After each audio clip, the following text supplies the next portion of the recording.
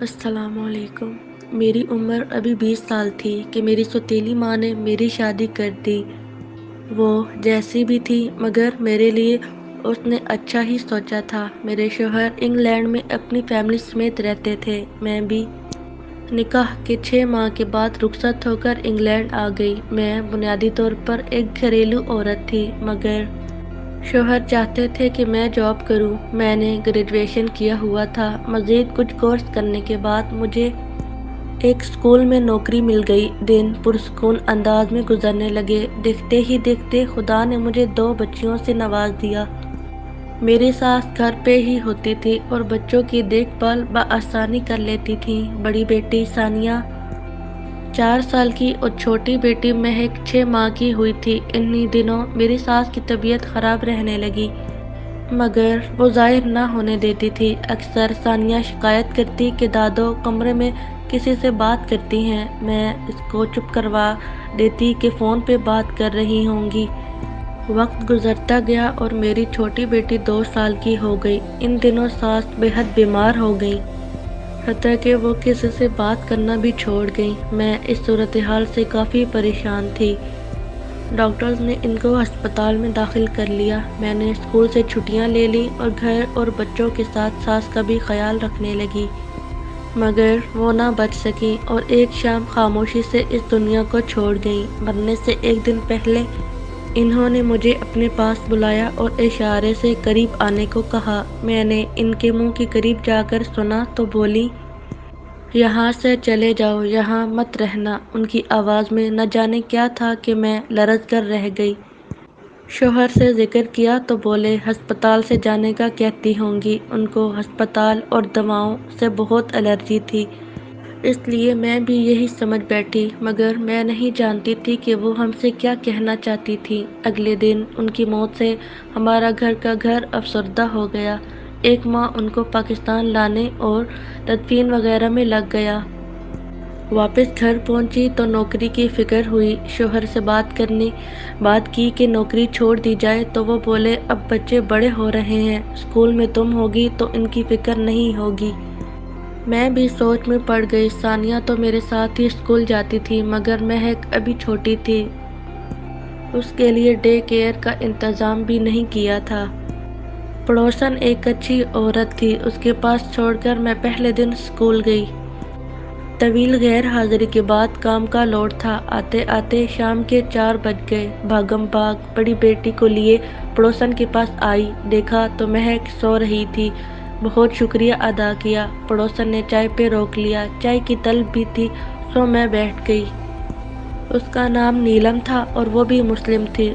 اس کے 2 بیٹے تھے جو اسکول جاتے تھے۔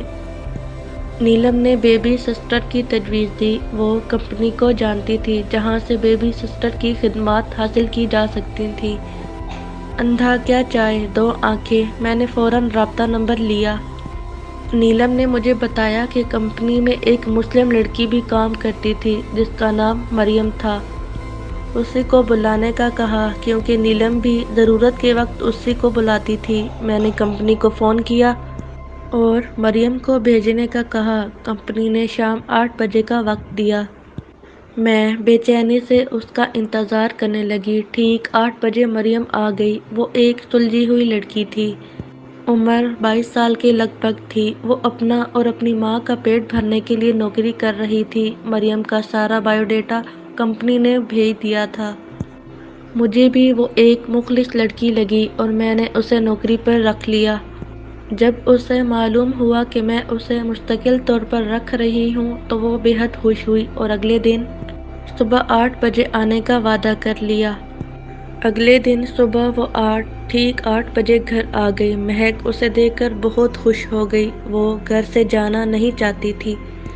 اب ایک کھیلنے والا انسان اسے مل رہا تھا۔ وہ جلد ہی دوست بن گئیں۔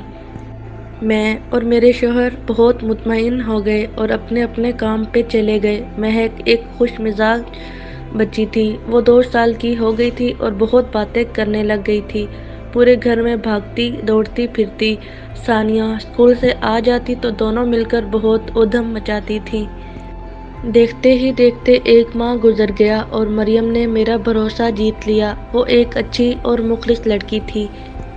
कुछ दिनों से मैं देख रही थी कि वो मुझसे कुछ कहना चाहती थी। कई बार वो कुछ कहना शुरू करती मगर बात को छोड़ देती और खुदा हाफिज़ कहकर निकल जाती। मैंने सोचा शायद उसकी माँ ठीक नहीं तो छुट्टी लेना चाहती होगी।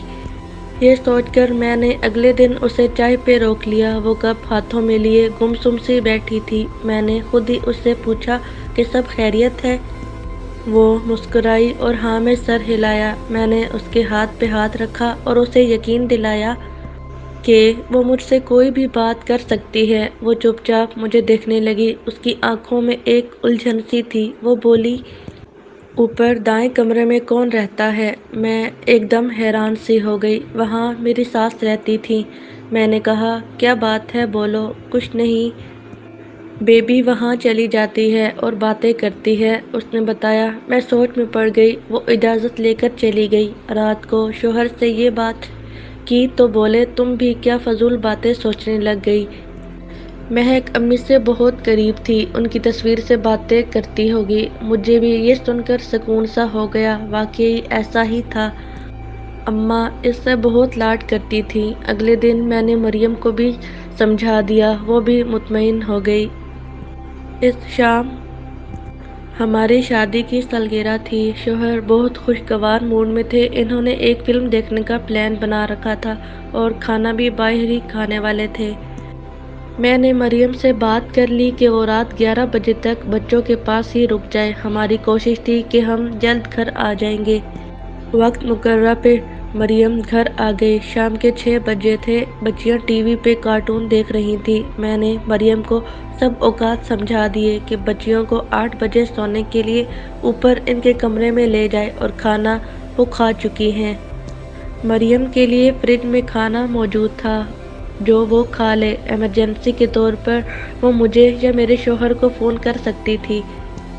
मगर मैं नहीं जानती थी कि मैं उसकी ज़िंदगी को दांव पे लगाकर जा रही थी। हमारे जाने के बाद मरियम ने दरवाज़े बंद कर दिए और तमाम खिड़कियां भी चेक कर लीं। बाकी के वाक़यात मरियम ने मुझे बताए। उसी की ज़बानें सुनिए।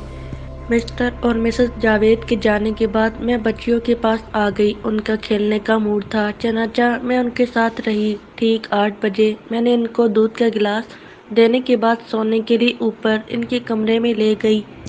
ऊपर की मंजिल पे 3 बेडरूम थे। दाएं जानब पहला कमरा मिसेस जावेद की सास यानी सानिया की दादी अम्मा का था। दूसरा मास्टर बेडरूम था जो वालिदैन के इस्तेमाल में था। दूसरी जानब बच्चियों का कमरा था। इन कमरों में अटैच बाथ भी थे। बच्चियों का कमरा खासा खुला था। एक तरफ दोनों के बेड लगे थे। उसके सामने बच्चियों के कपड़ों की अलमारी थी। सामने के हिस्से में कालीन बिछाकर खिलौनों के रैक और एक छोटा सा खैमा लगा था। ये खेलने की जगह थी। बच्चियां खैमे में बहुत खुशी से खेलती थी। इसमें टॉर्च लाइट और कुछ खिलौने थे। नीचे एक नरम गद्दा बिछा हुआ था। बच्चियों के बिस्तर ठीक करने और उनको ब्रश करवाने के बाद उनके बिस्तर पर लिटा दिया। सानिया का सोने का इरादा नहीं था बल्कि वो कहानी सुनना चाहती थी। मैंने एक कहानियों की किताब खिलौनों के रैक से निकाली जो सानिया की पसंदीदा थी और उसमें से कहानी सुनाने लगी। इस दौरान मैं महक सो गई थी। सानिया को शब बखैर कहकर मैंने दरवाज़ा बंद किया और नीचे आ गई। घड़ी की सुइयां 9 बजा रही थी। मुझे कुछ भूख लग गई थी। मैंने फ्रिज में झांका तो पास्ता और एक पिज़्ज़ा मौजूद था। मैंने पिज़्ज़ा के 2 स्लाइस काटे और गर्म करने के लिए ओवन में रख दिए। घर में एक अजीब सी खामोशी थी। मुझे घबराहट सी होने लगी तो माँ को फ़ोन मिलाया। उनसे बात करके काफ़ी सुकून महसूस हुआ। उनसे अपनी घबराहट का जिक्र किया तो वो बोली, अक्सर नई जगह पे ऐसा होता है। दिन में जहाँ कोई उलझन नहीं होती वहाँ रात में अजीब सी अजनबियत महसूस होती है। तुम परेशान ना हो। 2 घंटे में घर वाले आ जाएंगे तो तुम आ जाना। मैं तुम्हारे इंतज़ार में जाग रही हूँ। ये बात सुनकर मुझे भी हौसला हुआ। वाकई मैं ख्वामख्वाह घबरा रही थी। फ़ोन बंद करके मैं वहीं खड़ी सोच रही थी कि अचानक ओवन की बीप हुई और मैं उछल पड़ी। मुझे क्या हो गया है? मैंने खुद कलामी की और ओवन से पिज़्ज़ा निकालकर फ्रिज से एक सोडा कैन लेकर लाउंज में आ गई। ٹی وی لگانے کے لیے جب ریموٹ کے لیے نظر دوڑائی تو وہ کہیں نظر نہ آیا۔ میں نے صوفہ، کشن، میز کے نیچے ہر جگہ تلاش کیا مگر اسے نہ ملنا تھا، نہ ملا۔ تھک کر میں صوفے پہ بیٹھ گئی اور پیزا کھانے لگی۔ ابھی میں نے 2-3 نوالے ہی کھائے ہوں گے کہ مجھے ہنسنے کی آواز سنائی دی۔ میں نے پلیٹ میز پر رکھ کر سیڑھیوں کے پاس آ کر کان لگائے۔ اسی وقت دوبارہ ہنسی کی آواز سنائی دی۔ یہ دونوں ابھی سوئی نہیں ہیں؟ میں دل میں کہتی اوپر آ گئی۔ کمرے کا دروازہ کھلا تھا جبکہ مجھے یاد پڑتا تھا کہ میں اسے بند کر کے گئی تھی۔ میں نے آہستہ سے دروازہ کھولا۔